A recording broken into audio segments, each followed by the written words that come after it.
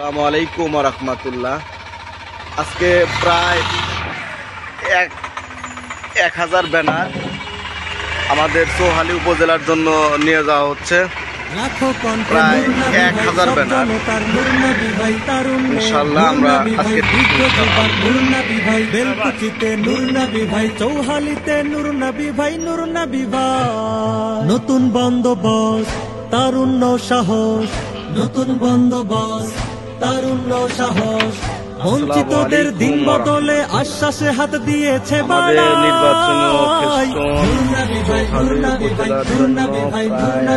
লাখো কণ্ঠে নূর নবী ভাই, সব জনতার নূর নবী ভাই, তারুণ্যে নূর নবী ভাই, বৃদ্ধ যুবক নূর নবী ভাই, বেলকুচিতে নূর নবী ভাই, চৌহালিতে নূর নবী ভাই, নূর নবী ভাই। কথার চেয়ে কর্মে বড়,